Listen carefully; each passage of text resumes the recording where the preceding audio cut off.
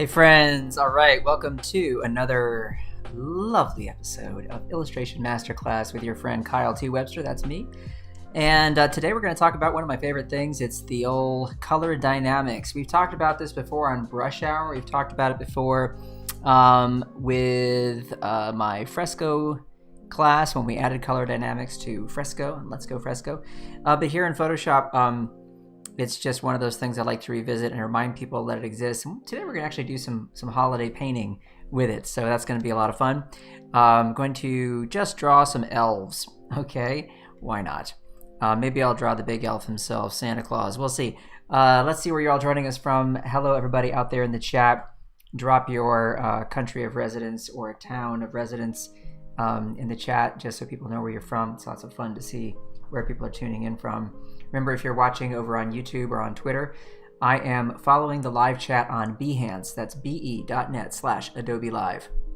So if you are tuning in over there, I won't be able to see your comments, won't be able to answer your questions directly.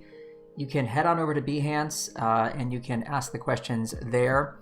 On Behance, you have a login and a password for your Behance account. Don't worry, it's totally free.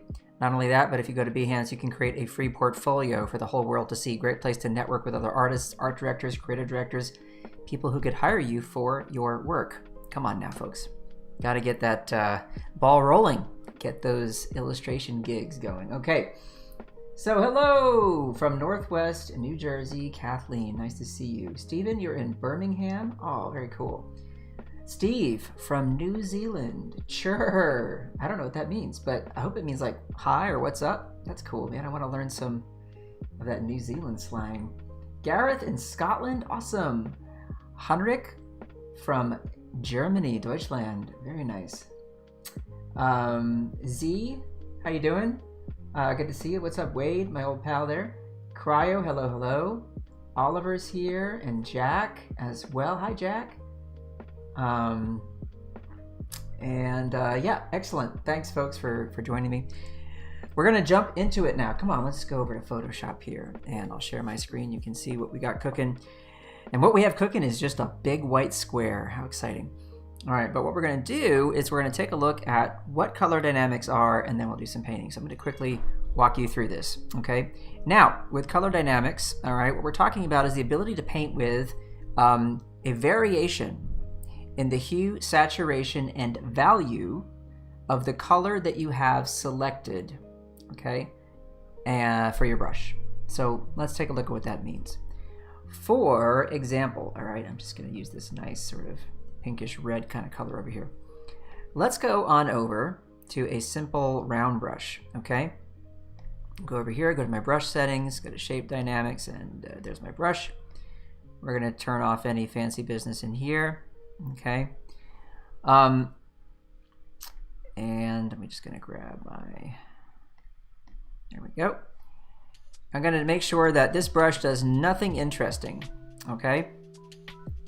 There we are. So you can't get more simple than this, all right? Wow, exciting. Now, let's open up Color Dynamics and let's see what it does, okay? Here we go, Color Dynamics right here in my brush settings. We'll turn that on, open up that panel, and let's take a look at our options, all right? I'm gonna slide everything back down to 0 and make sure that nothing is happening for the moment.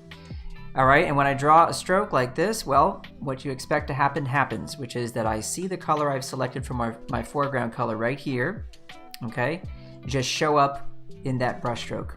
So far, so good. Now, let's take a look at something. Hue, saturation, and brightness jitter. Now, if you know anything about jitter in brush terms, in brush settings terms, you know that this means you're going to have a random shifting. Okay, whether it's location of a brush stamp, size of a brush stamp, and in this case, color of a brush stamp. How interesting. Let's take that hue jitter and let's bump it up to 10% and do the same thing. All right, now I'm going to zoom in on this and I want you to see what happened. Look at that. I have these little instances, okay, of that brush stamp stacked up next to each other. And each of them is a slightly different hue, right? But I've given it a very narrow range, right? This hue jitter is only 10%. Now what I'm basically telling Photoshop is, if you look over here on my color wheel, this is the best way to explain this. I'm saying to Photoshop, look, I'm going to give you 10% range. Okay, here's the entire wheel. 100% of the wheel is the full circle, 360 degrees, okay? If I want to give you 10% of that range, okay, I'm going to let you go 10% this way, 10% that way, right? Somewhere in this vicinity to choose those colors. Now let's go ahead and bump that up to 20%, okay, and draw right here. Now what you're going to see is a greater range. See that? I'm getting into these pinks over here. If I go ahead and select that color, I want you to watch over here. Watch how this shifts, okay? I'm going to grab this. See that? Jumped all the way to there. Now, if I jump and I grab this yellow, okay, or this yellow here, look at this one. See that range? I've just increased that range now, right? Now we're going to go ahead and increase it all the way to 50%. All right, now what would you expect to happen from here? Well, I'm going to hit this area here, and I'm going to hit this area here. So everything within here. All right, let's go ahead and do that. Sure enough, look, I went all the way up into the greens here, and all the way right here at that last color. See that? Ba-boom, ba-boom, jumping all the way across. So about half the color wheel. So now you're understanding how hue jitter works. Okay, now the same applies to saturation jitter and brightness jitter. Okay, so if I take this back down to nothing, let me go back to our original color there, and I take the brightness jitter, for example, and pop that up to 20%. Well, you'll notice that all that's being adjusted right there is the brightness of the color. So you might think, oh, well, how is this useful? Like, why would I want to ever draw something that looks kind of like that? Maybe if you're trying to draw some kind of a worm, okay? But really, that doesn't seem that practical. But here's where it gets interesting, okay? The brush stamp and the other brush settings, that's where you start to cook with gas, okay? So let's go ahead, and with our brushes, I'm going to go to Megapack, my good pal Megapack here, and inside the paint box, we're just going to grab this creamy brush right here. And I'm going to grab a color like this, and I'm going to paint a little bit with it. Now, when you look at this, the color looks pretty uniform, okay? However, if I zoom in, I want you to look closely. Very subtle shifts in hue, saturation, and value all the way throughout with these brush strokes, okay? And in addition to that, this brush has other properties, okay, that have been changed in the brush settings, such as transfer, which means that I'm with pen pressure controlling how much opacity there is in the brush stroke. I also have a very high opacity jitter set up, which means that opacity, okay, anywhere from 100% to about 60% opacity, okay, or in this case 40, I'm working backwards. I'm gonna have a range from 40% opacity up to 100, okay, because of that 60% jitter. And that means that sometimes a stamp, when it's applied, is going to be less opaque than another, all right? And what I get by compounding several stamps at once, thanks to scattering, you notice I have 4 simultaneous stamps being punched onto that canvas at the same time, with a little bit of scatter, which means they're slightly off of that original line of the stroke that I draw by a certain number of pixels one way or the other. Then this is allowing me to get some effects that are more painterly and not so flat. Now let's go ahead and take our color dynamics and let's increase that brightness jitter up to 7% and hue jitter up to 4%, all right? And then when I paint, again, you're gonna see a lot more evidence of what's happening, okay? So the great thing about this is you can control this and get exactly the kind of brush strokes you want, okay? Using just a simple round brush like I was before it's useful for explaining how color dynamics work, but the custom brush aspect of it is where you get to really take full advantage of color dynamics and get some really, really nice results. Now, I use this brush all the time for illustration, and it just happens to be one of those brushes I come back to time and again because of those subtle shifts in hue, saturation, and brightness that really just make it feel more natural and give me some really nice results, okay? It's not 100% predictable, but it can be controlled. That's what I like, all right? Now, there's another very important part of this that I want to explain. Going to my brush history here, I'm just going to go back to that plain old regular brush. We're coming back to our color dynamics, okay? And I want to explain something else you can do, and that has to do with this area up here, this apply per tip with control right here. Let's do this. We are going to say I want to control, okay, these features with pen pressure. Now what's really nice about this, if you notice it says foreground, background jitter, okay? I'm actually going to be able to paint with two colors at once, my foreground color and my background color. So if I set my foreground color to sort of this blue right here, and my background color, okay, we're going to set that to a nice pinkish kind of a red like this. Remember what it says, pen pressure is the control. What does that mean? It means that with my stylus, if I apply heavy pressure, okay, the foreground color is going to dominate. But if I use less pressure, look what happens as I move down into less pressure. That gradation from one color to the next is happening. Now the beautiful thing about this, imagine doing some lettering with this, right?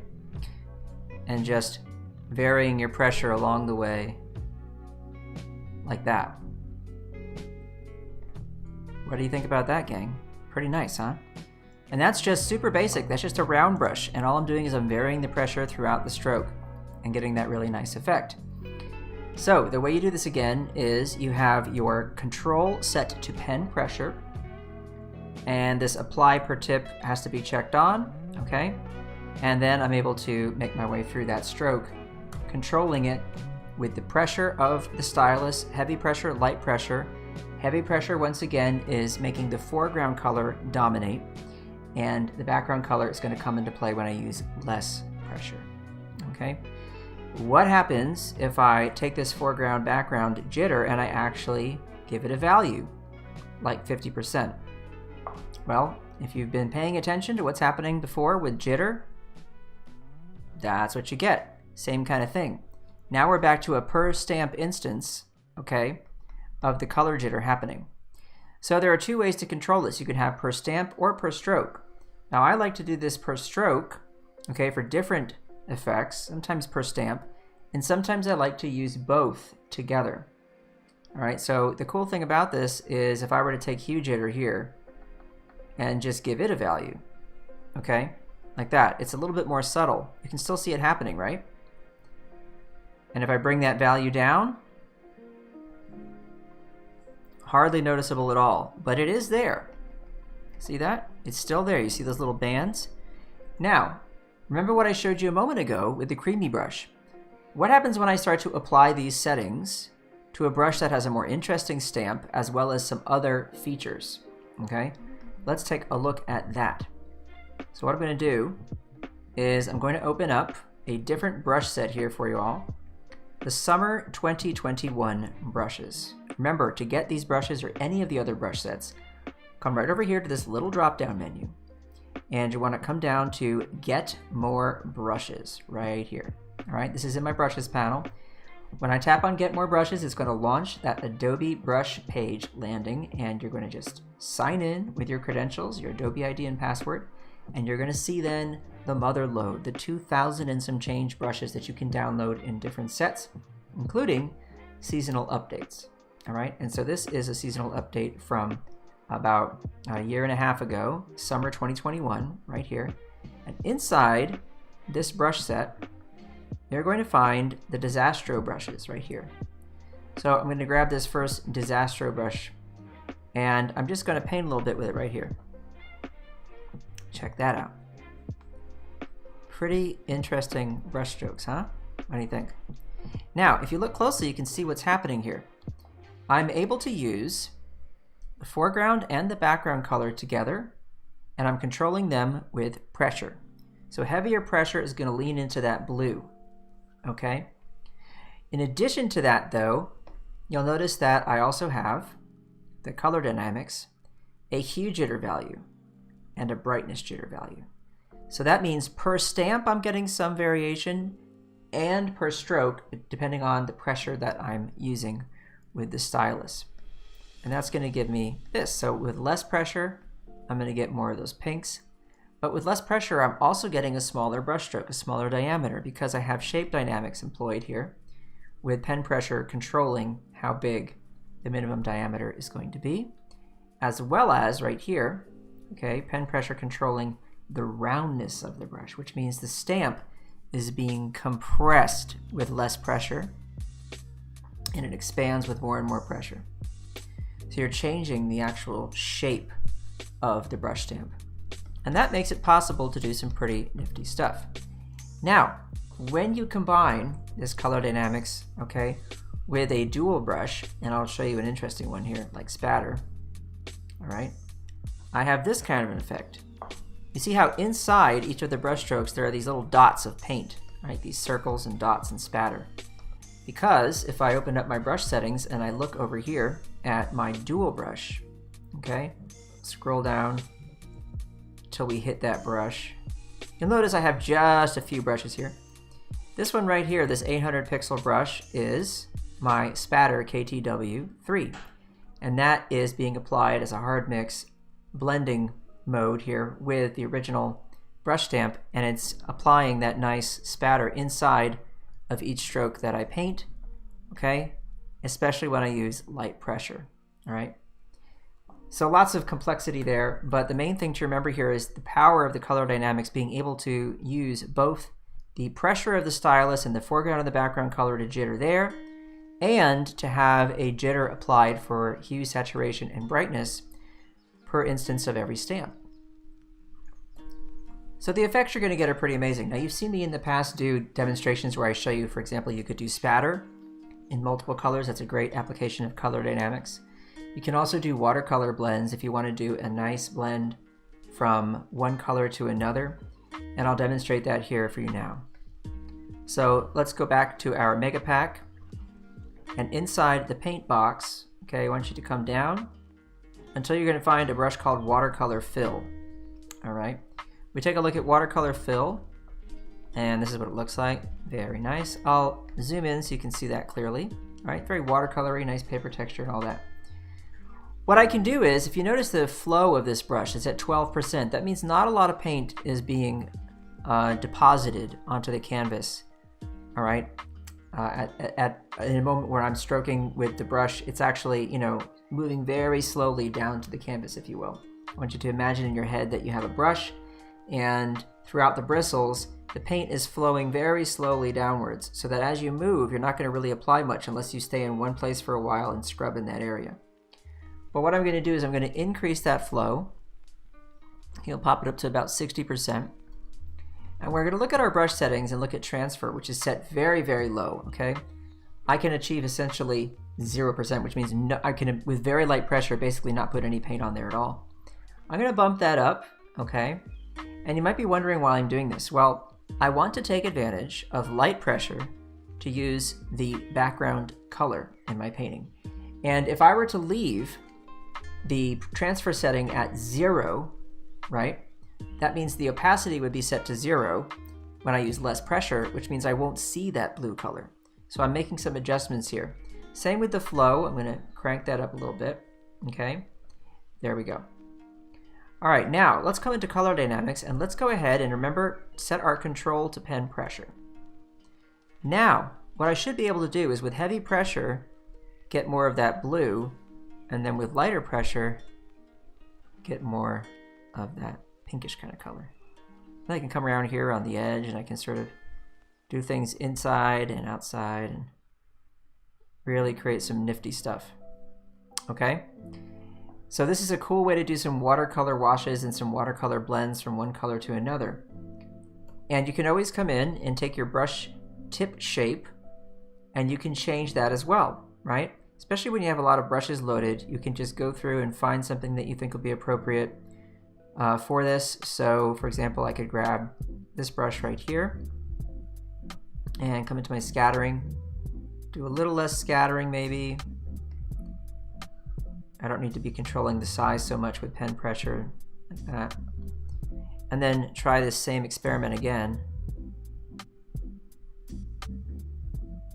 And then I get less crazy stuff on the outside there. This is the key. Customizing the brushes, taking the brushes that exist, tweaking them to your own purposes, and getting cool results. All right, pretty nice. I mentioned spatter. Well, you can imagine, take any spatter brush, crank up the color dynamics, and go to town. You're gonna have great backgrounds. You can do all kinds of stuff. If you keep it more controlled, you can do impressionist stuff. And I actually have a masterclass you can go back and watch where I do impressionism, and I paint a little scene with a boat, somebody fishing, and there's a tree and everything, using impressionist brushes, which take advantage, of course, of color dynamics. Okay, let's pause for some questions here. What pencil are you using? I'm not using any pencils, Carol. Let's see, maybe that's not a question for me. It's a question for somebody else.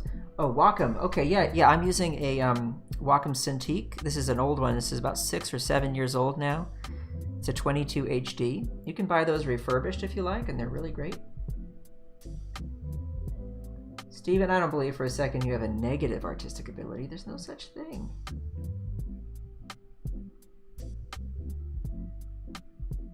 Alrighty, so I see some World Cup comments. Yes, of course. Nothing better than World Cup. I wish it were every 2 years, not every 4. I feel the same way about the Olympics. All right, so moving on. Let's go now back to that Disastro brush. All right, I'm going over here, and I just want you to remember that if I tap here, I have a little brush history I can use. And the most recent 7 brushes you've used are always stored right up here at the top. Okay, a lot of people don't know that that little brush history is there. I like to point that out. So we're going back to our Disastro brush, okay, with the spatter inside. And with this brush, what I want to attempt to do is paint a little elf, okay? So I'm going to make the brush a bit smaller, and I'm going to think, okay, this is where color mixing comes into play. You want to think about what color mixed with what color makes another color. So of course, if I have a blue and a red, right, and I use medium pressure like this, I'm going to get some kind of a violet, right, purplish kind of a color happening. So as I think about my drawing, I think, okay, what skin color do I want for the elf? You know, hair color, the costume, and I'll think about using colors that kind of work nicely together to do that, and then have a lot of texture and a lot of interest in painterly goodness inside. All right, so I'm going to start with sort of a base color here. I'll make my foreground color this kind of orange color, and my background color, I'm heading a little bit more towards the sort of yellowy green and down to about here.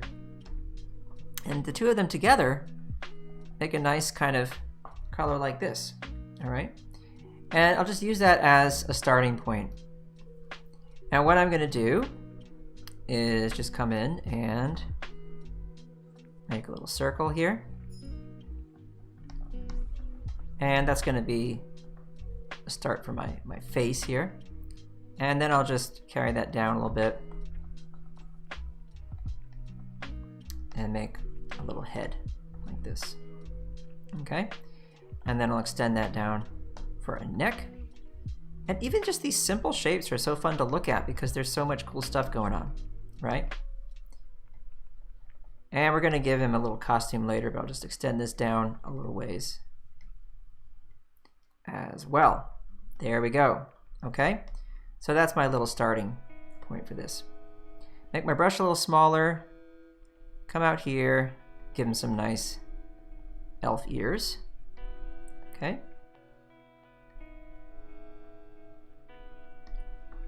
There we go.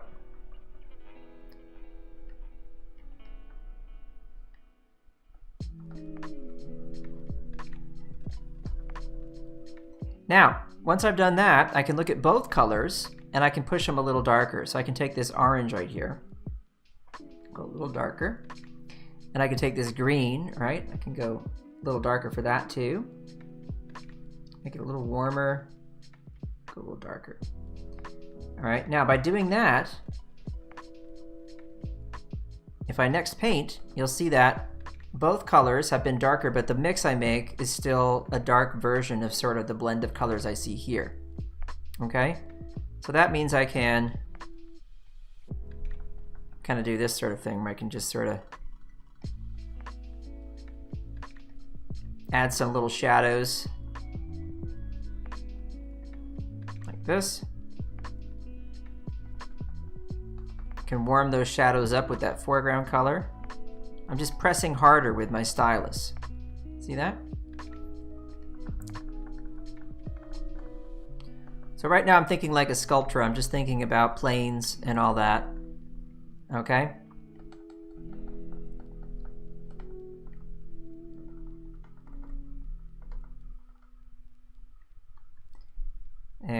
bit of a shadow under the mouth.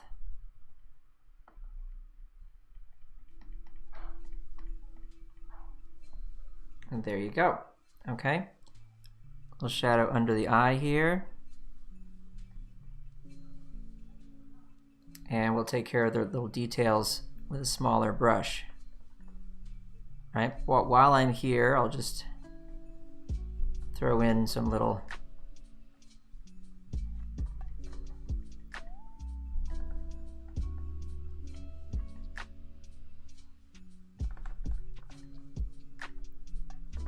details on the side a little bit. Okay, see what we're doing here? Now the nice thing about this, let me just for a moment zoom in. I want you to check out all this cool stuff that's happening in the interior here. See all those lovely little mixes of color? And I'm doing this all with one brush, and so far I've only changed my colors twice, right? But I'm getting all these cool variations all the way throughout. It's just so fun, right? Now, if I had been smart, and you know, most of the time I'm pretty smart, but could be better. I'm gonna go now and change back to what I think my original colors were. And the smart thing to do would be to do this. Make myself little swatches over here. Right, so go to that background color, pop that up. I think it was sort of like around here somewhere. Think. Something like that. There we go. That looks about right. You know, I'm close. But yeah, having little swatches of the colors that I've been using throughout would probably be a good idea.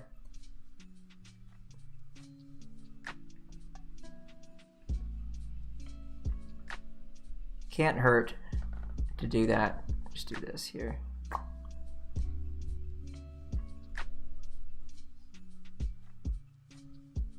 And why would I do that? Anybody know? So I can come back to different parts of the painting, right? And I can tell myself, oh yeah, I want to sort of get back to that original mix that I was doing, but I honestly can't remember exactly how I achieved that. So I could come back and I can do that. I can just sample color from here, make it a lot faster, a lot easier. Okay. So to do that, now I can just go, oh, okay, cool. I can grab this, and then for my background color, I can grab this, right? Sorry, I do it this way. Here we go. Background color.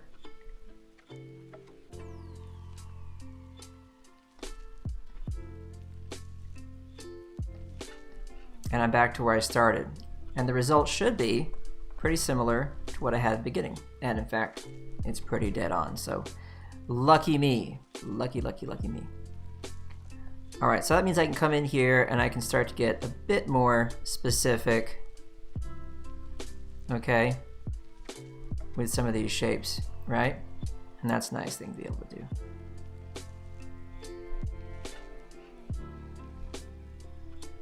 Like this. I can get a bit pickier.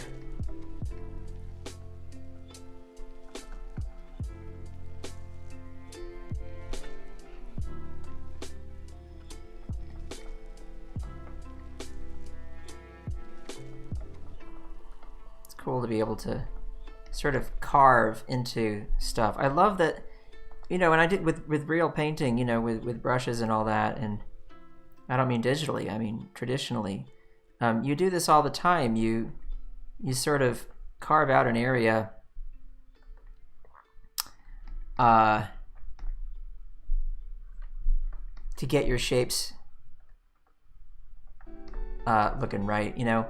It's a very, very normal way to work.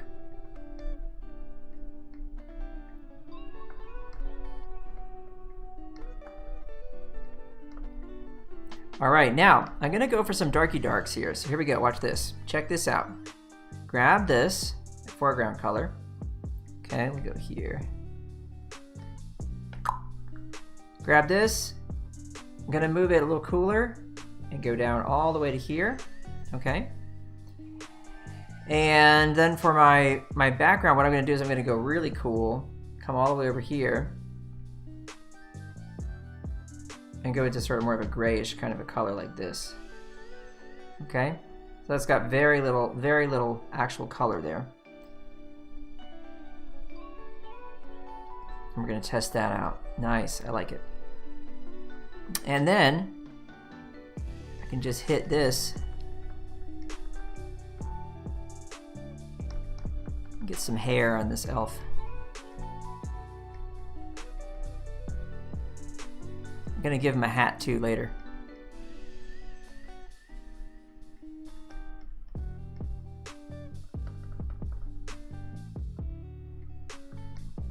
And just by applying different amounts of pressure, I automatically get these nice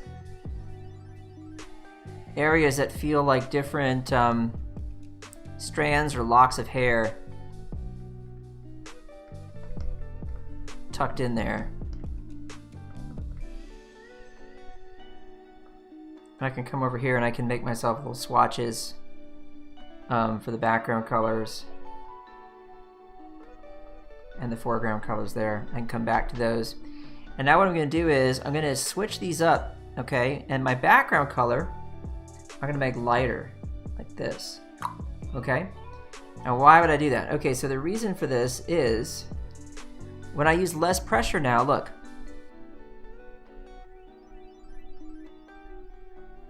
I can basically get like some highlights on the hair coming through like this.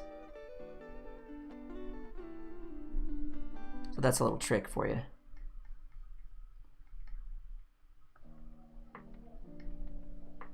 Okay.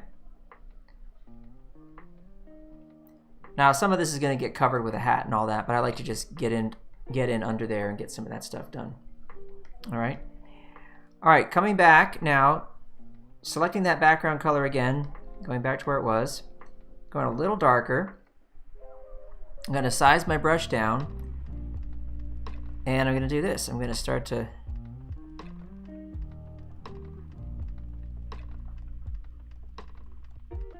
get in here and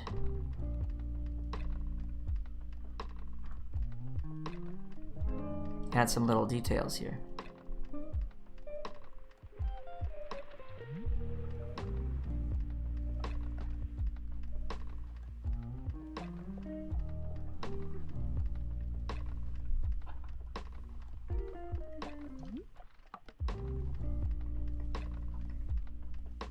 Like that.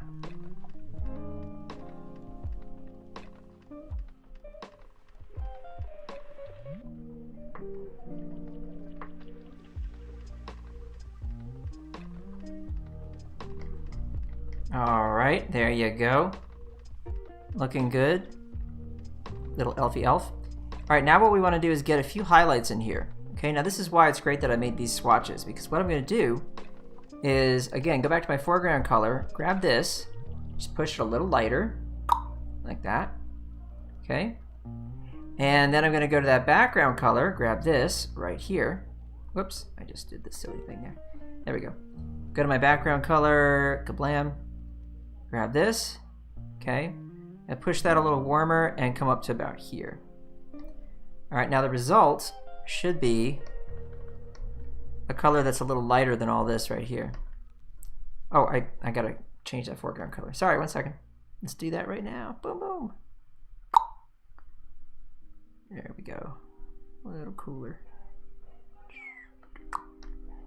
All right, and that's the result right there. Okay? And so I can take that and I can just kind of hit these areas right here.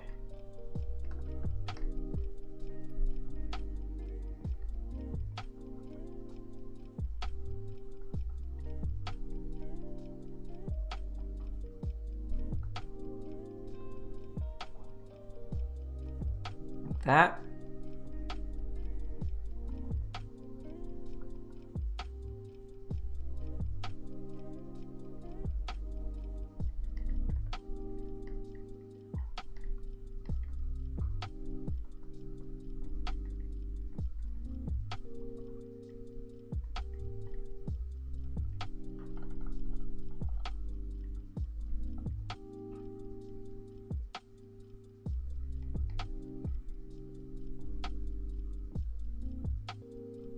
That just makes it a little bit more interesting. Okay. Come back to this. Go to my background color. Grab this again. Now I'm back to sort of that shadow combination I was using before.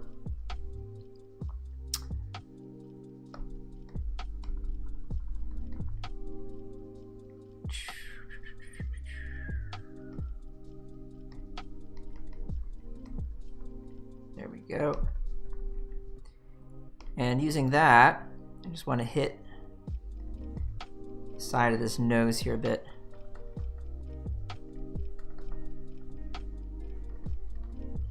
Make that pop a bit more. I think that helps.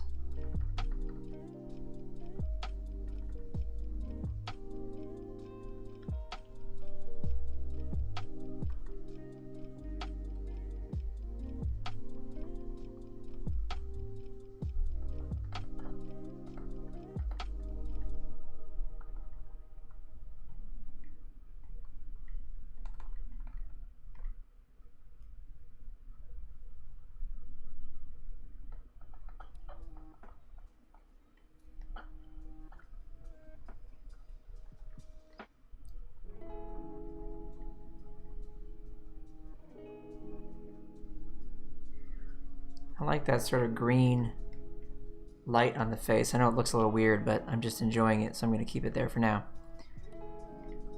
Alright, and speaking of green, let's go ahead and let's take this foreground color and let's push it up here.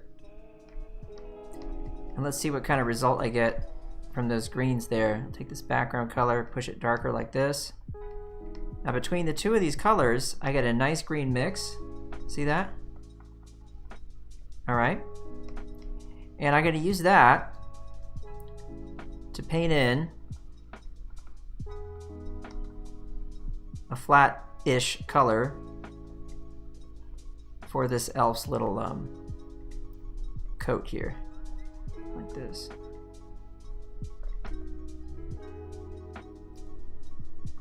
And then for the hat up here.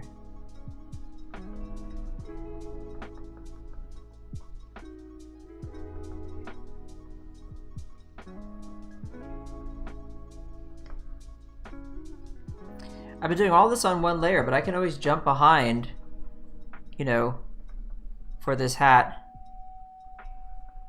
and I can throw this layer back here as well, right? No harm in doing that.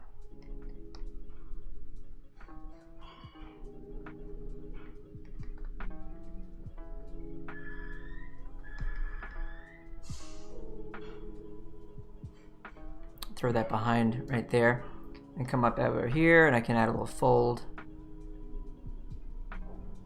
right there. Go back to where I was. Just make sure that that brim kind of overlaps there. Okay. All these decisions, you know,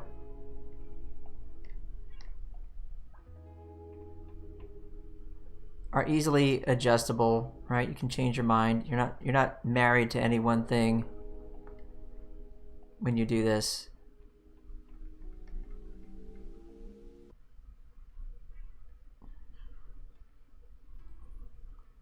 Let's zoom in. I want you to again just look at the quality here of what you're getting with the brush, okay? Now one of the nice things you can do is you get to a point where you have all this activity and all this busyness and stuff. You can carve around the outside as well. So like if I make a new layer, I can decide, okay, now what I want to do is I want to kind of, with a contrasting kind of a color, is I want to sort of frame this with a bit of a background. Okay, so how would I do that? Well, looking at where green is, right, pop over to red, and that's going to be a good contrasty kind of color. I may want to pop some of that into skin as well at some point, but we'll figure that out later. But I pop over to this side, and then I go like around here, like this kind of pink color like this. And then for my background color, I grab something similar, maybe in this kind of vicinity, and then I say, okay, what does that yield? Something like this. That's pretty nice. And I come up to this layer here, and I can just sort of chop away at what I'm seeing here. Just sort of frame it all. Right?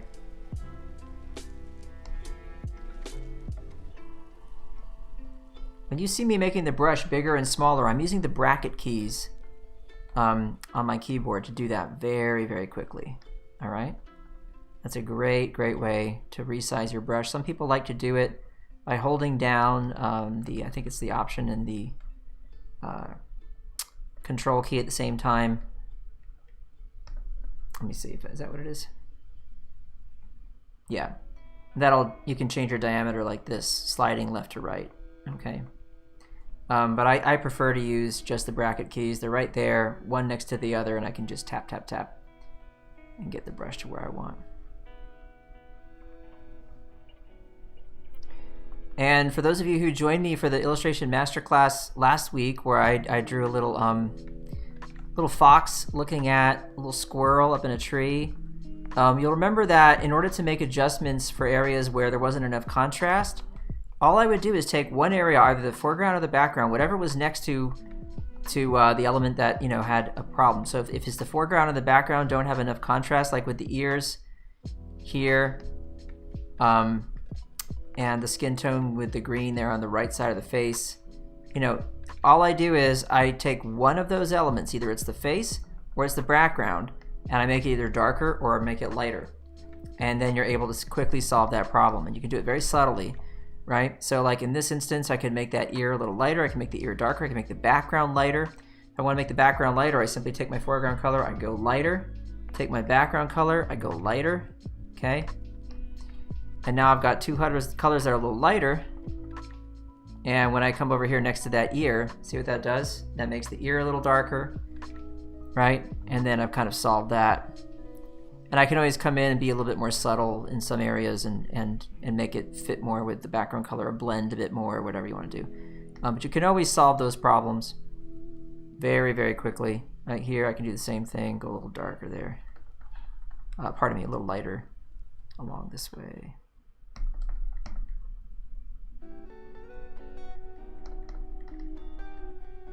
And then I could take this color and I can just use that darker color there, and I can just sort of use less pressure, sort of blend those together a bit. See that?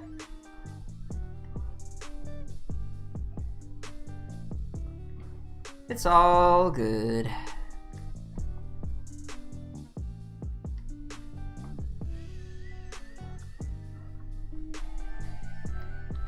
All right, so then let's go ahead, we'll come back here, and we're just gonna do this. We're gonna go whoop, make a little shape like this.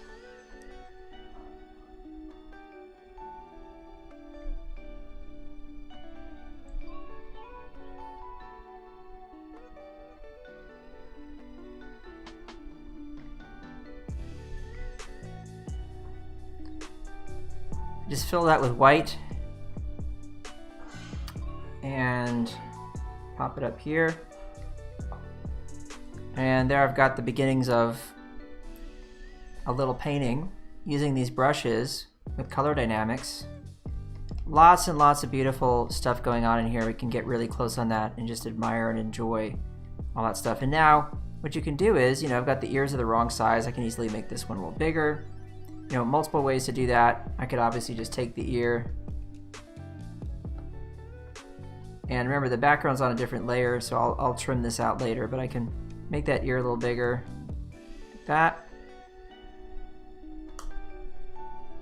While I've got that area selected, just come over here to this layer and hit delete, and exactly that number of pixels is going to get deleted from there. I can come in here, and now I can just sort of like go ahead and tidy that up.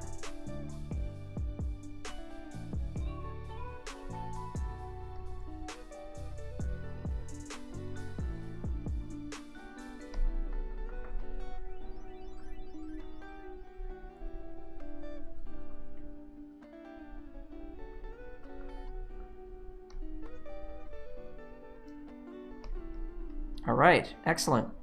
I could even experiment now. If I want to like pop some of this color into the face, okay, I can make it my foreground color, and my background color, I can use this kind of a green. And just by doing this now, I'm able to throw some of that into the face like it's like a reflected light, or, you know, bounce light, whatever you want to call it, that kind of thing. I think that's going to make it more interesting, or make it more cohesive, or whatever. Okay? And I can always check, you know, maybe I like the green better. I don't know. Hard to decide.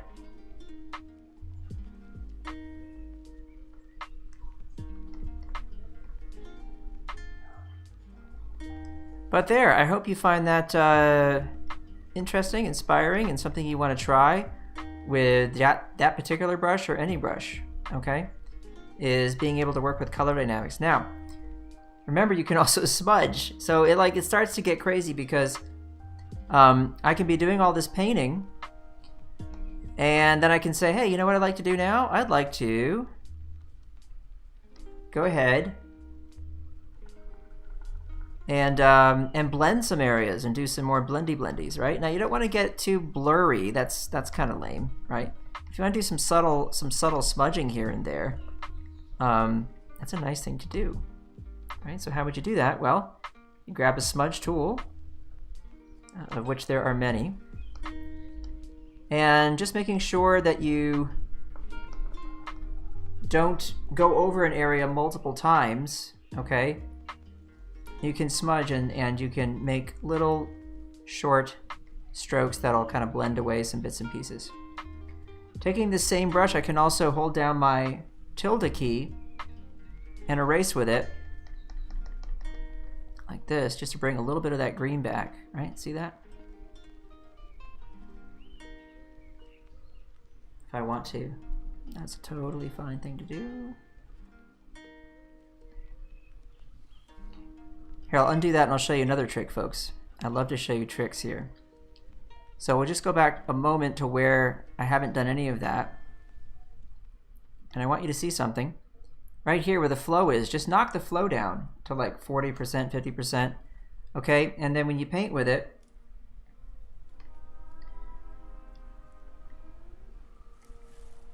I'll make that even less, 20%, like this. And then go to your transfer settings and take your pen pressure down to like 20% for opacity, 20% for flow, right? And then you're going to get a lot more subtle effect when you paint, okay? And you can then, when you use that to remove paint, okay, it's not going to be quite as, sorry, wrong layer. It's not going to be quite as intense, so it's going to come through a little softer, okay? Like that.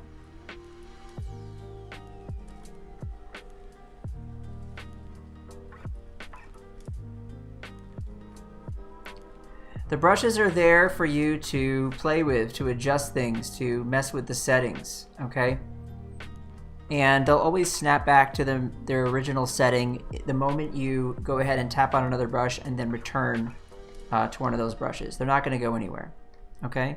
So that's a great thing, is to know that you have that security, if you will. If you make changes, it's not like you're stuck and you can't go back. And the same in fresco. You make changes, just go ahead and reset the brush. Very simple to do. And if you like a variation of it, guess what? In fresco, we've got the ability to save variants of those brushes coming very soon. I'm so excited about that. Just makes it even more customizable, and that's a great thing for everybody.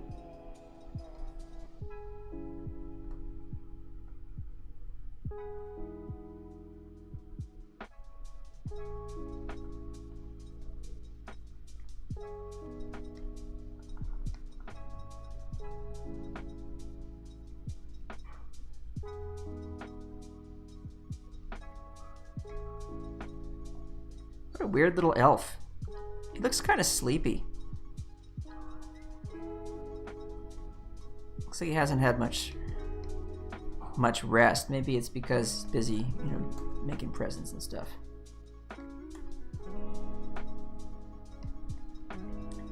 All right, so now let's have some fun, make a new layer. Go ahead and with color dynamics, we're gonna do something crazy here. We're gonna come back to one of our seasonal brush sets here, okay? We'll go to the Spring 2022 brush sets. And here we've got this Chef Maltese brush. Now this brush, okay, also takes full advantage of color dynamics, all right? We're gonna crank up the color dynamics on this one. We're gonna go for like 12% on the brightness and 6% on the hue. And we're just gonna come over here and grab a completely different sort of a color here in this kind of greenish blue area. And on a fresh layer, I'm just gonna paint over this. And you've seen me do this before, I did it last week, and it really is fun. Take a brush and paint over something, okay? Grab a color that's kind of in that same area. Change it up here and there just to make it sort of interesting. So this area is gonna have some colors that are sort of that cooler green, some that are sort of that warmer, less saturated kind of a greenish blue, like this, okay? And then you take all that and you play with a blending mode, okay? And you just do this, you go overlay. Isn't that fun?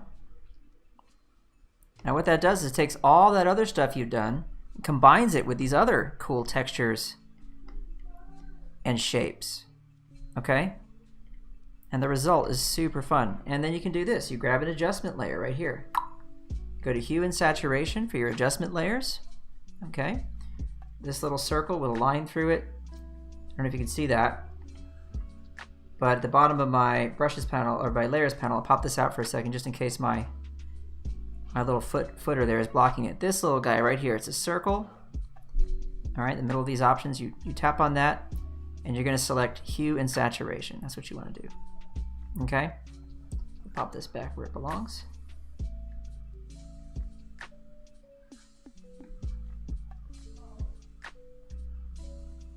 There we go. Now that I've got the hue saturation sliders, I can go ahead and take the whole thing and I can warm it up like this. I can reduce the saturation like that. That's pretty cool. And there you go. I think that looks pretty cool. I like that. So I want to do a snapshot of this entire thing and then play with it one more time. Command Option Shift E. Command Option Shift E gives me an entire layer. That's everything that I see that's visible, makes it into one layer. And now with that one layer, what I can do is I can do this. I can go to Filter and go to Liquify, okay? And that's gonna pop up my Liquify menu. And here I can make a few final adjustments to the shapes and to make sure everything feels good, right? Get those eyes a little better placed.